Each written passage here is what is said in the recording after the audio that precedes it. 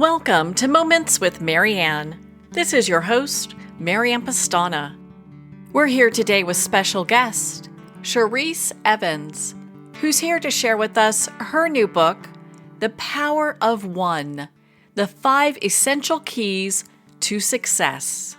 What if one decision, one connection, or one small step could completely change the course of your life?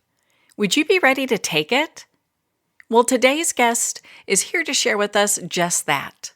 Shareese Evans is a certified success coach, international best-selling author, and former tech leader with over 14 years of experience in leadership development. As a founder of a thriving coaching and consulting practice, she helps individuals and business leaders overcome challenges, embrace authenticity, and unlock their full potential. A highly sought-after coach, Shareese inspires personal and professional growth through practical strategies rooted in self-discovery. Her work is driven by empathy, purpose, and a passion for helping others thrive in every area of life, from career and finances to health and relationships. So welcome to the show, Shareese Evans. Hello, Marianne. How are you? Well, I am doing fabulous. I've been looking forward to this discussion. My goodness, talking about this book, and you have to share with us, what inspired you to write this book? Yes, first of all, I want to just say, Marianne, thank you so much. It's a blessing to be a part of your show. My book, The Power of One, the 5 Essential Keys to Success, is really about tapping into your God-given talents. I grew up a small town girl from Gary, Indiana, and I was raised to basically show up in a room and only be seen but not heard. My grandparents were very traditionalist, if you, as a kinder word to say. And so they had really strict rules about how you would show up in a room. And so what I really wanted to do is really to express myself in this book by expressing how important it was to really show up with the power that we have all been given within ourselves, even when we are told to be quiet. And so the 5 essential keys of success is really about one influential person, one life changing decision, one clear thought, one seed, and one experience. I do a deeper dive in the book about talking about each of those and how, through my own life's experiences, was I able to learn about who I was and how I wanted to show up and really begin to tap into my God given potential, which we all have inside of us. And we can do amazing things when we do that. So, what does it feel like when we tap into our God given talents? For me, I can say freedom. Freedom to fly. And some people say the sky is the limit. I believe that you can fly beyond the limits of the sky. You can fly as high as your imagine or your desires will take you. So it's about really feeling free to do what it is that God has created and purposed you to do. I think so many people are looking for that sense of freedom. Do you think that also comes with a sense of just personal knowing or inner peace? Absolutely. It's about knowing who you are, what were you created to do, and what are you truly willing to sacrifice to gain something that is truly important to you, the things that you desire, and you're moving afraid because all of us, I think, have that fear within us that says, what if this happens? Or am I capable? Am I qualified? And so I truly believe that if we face those challenges and lead, even when it means walking in fear, that we'll see growth and evolution. So, do people tend to look for the easy way out rather than face the challenges that lead to growth and evolution? I really don't think so. I am a success coach. And one of the things that I see most often when I am developing others is that they truly struggle with what they were created to do, what they were created to be, and their willingness to truly understand that some of the false evidence appearing real in their lives have been holding them back from moving towards the things that they truly desire to achieve. So it's really not about them taking the easy way out. It's more about them understanding how they're wired. And once they understand how they're wired, they can move more gracefully into their purpose. In your book, you talk about the power of one influential person. And I guess I'm wondering, how can somebody recognize when this figure is entering into their life? Great question. One of the things that I talk about in my book is it only takes one person to speak life into your situation. You and I were just connecting right before the broadcast, and you were sharing with me some information that I had never heard before. I don't know if what you've shared will catapult me, even in my own growth, to the next level of where I am aspiring to be. So it's always that one person that can speak life into your situation, that if you tap into that information, it can take you to many places that you wouldn't have imagined on your own.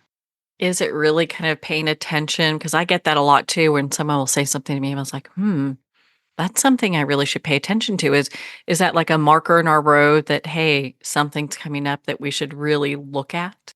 It's interesting because I am so more discerning and really am observant about my environment and what it is that the universe is trying to tell me. I tend to look at signs and wonders all the time. And that is some of the work that I do with a lot of my clients is I understand where they are in their journey and how they tap into how they receive information and whether they are really perceptive of the information that they're receiving. Because I truly believe that depending on how you tend to navigate could mean the difference of you moving forward towards the things that you desire to achieve rather than to remain stagnant. And one of the things I really appreciate about your book is that you mention about being intentional. I'd love for you to share that with our listeners, what that means and how they can put that into practice in their lives.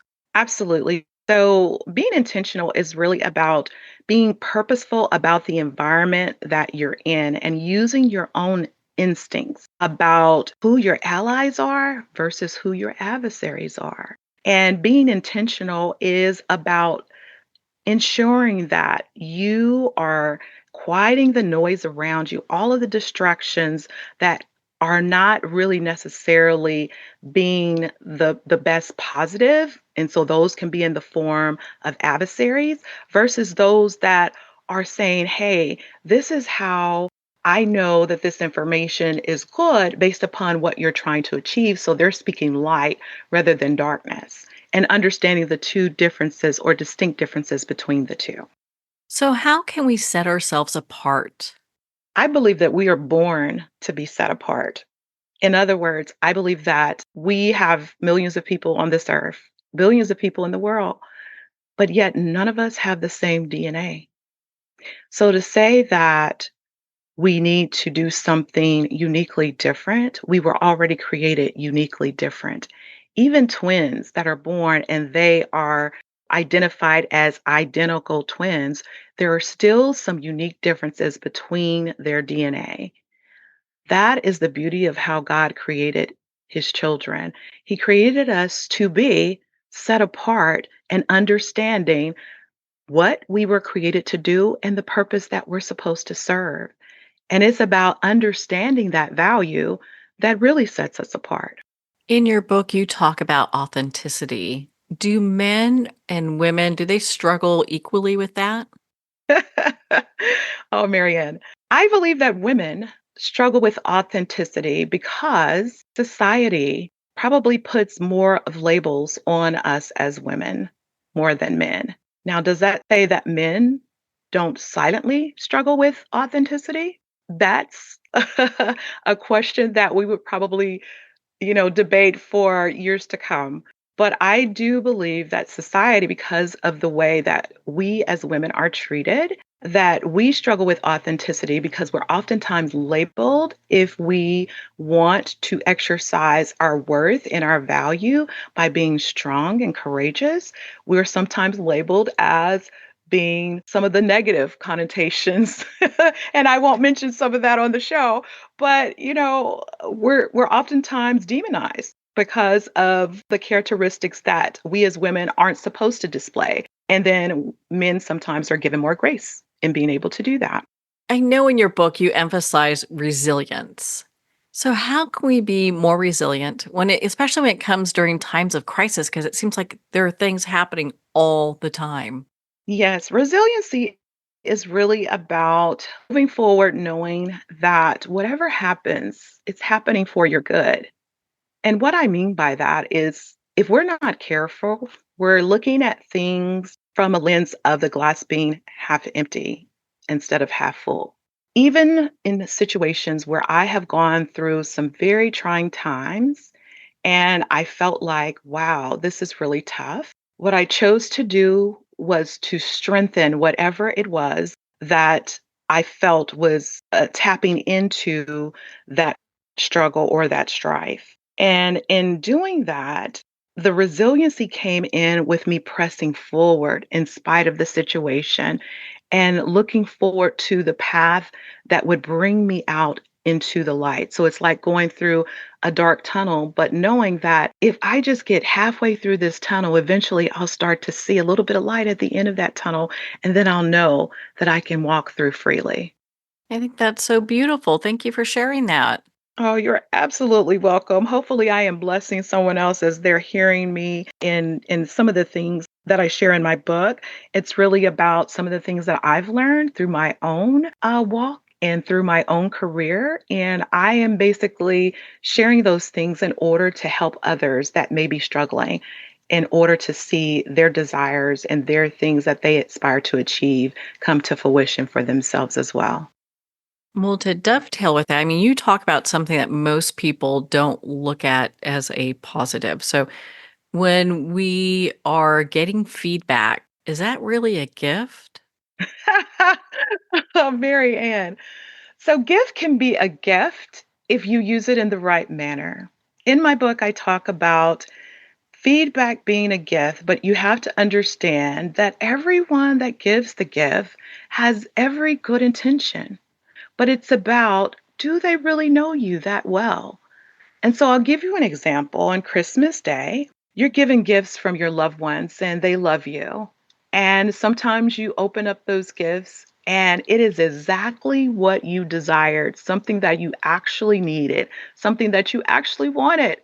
But then it's other times where you open up the gift and you're like, oh, wow, I know that they love me. But for some strange reason, they didn't get it right. This is something that I didn't desire. I don't want it because it really doesn't resemble who I am as an individual. Well, that's the gift of feedback. You have to understand that people will always give their opinion about what it is that you could potentially improve upon in order to have the right intentions on wanting to see you achieve and move further in your growth. But you have to assess, did they get it right? Or this wasn't meant for me. So I have a choice, just like we do. And I'm going to touch on something that I see on social media all the time, which is people tend to regift. And so there's this whole conversation about regifting. So I always say, you know what? This is feedback. And this was given to me in the right intention. I have something to do. I have a job to do. I need to assess, is this something that was meant for me that resonates with me right now? Or did they get it wrong? And simply, I probably need to keep this in my arsenal because maybe perhaps I can gift it and give it to someone else.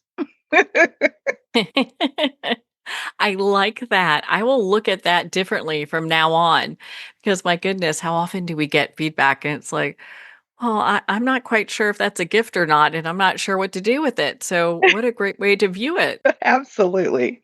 What are three things individuals can do to improve themselves right now? I believe knowing yourself, first and foremost, is the most important thing. I am in the middle of me evolving. As you know, I wrote my book, but there's things that I still need to understand and know about myself, even in this stage in my own career. So we're constantly getting to know ourselves, a new version of whatever that looks like. So it's like setting a goal, and once you achieve it, Okay, great. What's next? And then what does this allow me to do on the next level of my success with constantly getting to know a new version of what I need to learn about myself to basically tap into, again, all of our God given talents. He's birthed so much into us, and it's about us learning and how to hone into the things that He has birthed into us in order to keep going from levels to new levels. The second thing is working on your strengths. I think we spend too much time with really sinking to a lower place based upon the things that we see as shortcomings or weaknesses. But it's really about working on your strengths. Working on your strengths helps you to become better at what you are already gifted to do. And finally, is remain positive, seeing the glass half full instead of half empty, knowing that whatever challenges, situations come your way, they are created for your good. And so remain positive, knowing that even in a dark place, at the end of the tunnel, there is light. Thank you for taking the time to share that. And one of the things in your book that actually really touched me is seeing the silver lining in every opportunity. And how often do we forget to do that? Indeed. And sometimes opportunities come uniquely different every time that they come. And you'll find yourself feeling like you're moving backwards. It was like, man, I thought that I would be going this level, but it seems like I'm taking two steps back. But my thing is seeing the silver lining in that. Maybe perhaps taking two steps back will propel you to go five steps forward.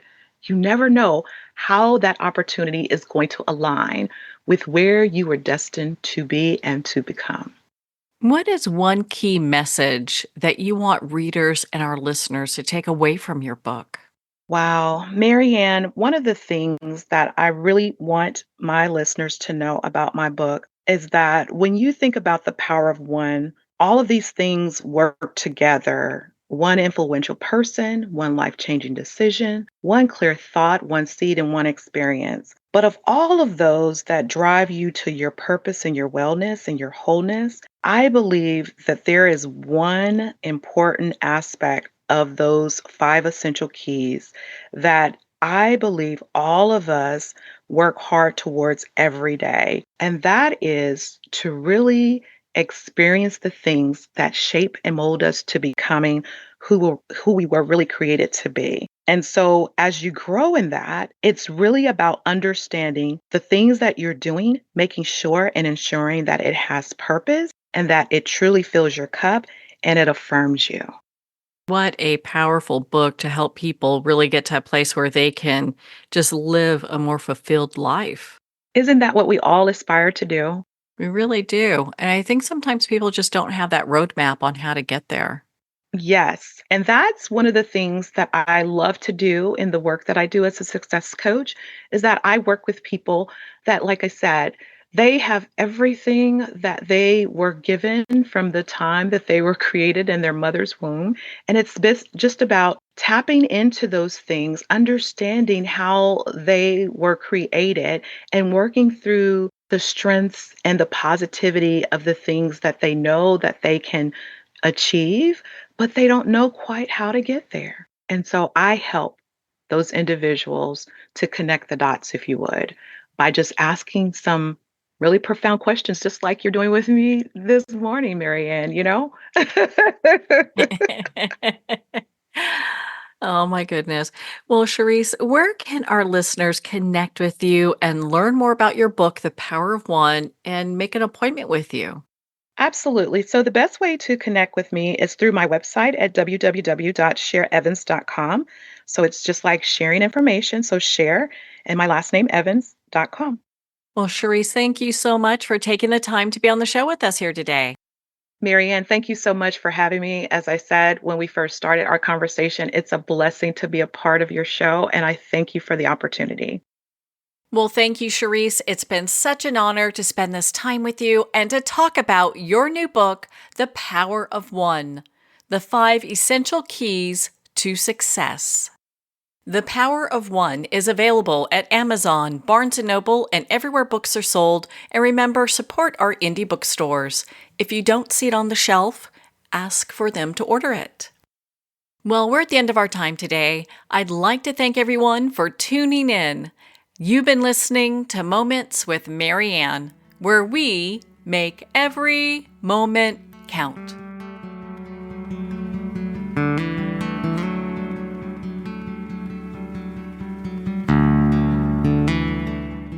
In a single moment, your life can change. Moments with Mary Ann is a transformative hour that covers an endless array of topics with the best of the best. Her guests are leaders in their fields, ranging from inspirational authors, top industry leaders, and business and spiritual entrepreneurs. Each guest is gifted and a true visionary, a recognized leader in her own work, and while teaching others to develop, refocus, and grow, Mary Ann will bring the best guest and sometimes a special surprise. Don't miss this. You never know just which moment will change your life forever. Make sure to tune in and visit momentswithmaryann.com for more information.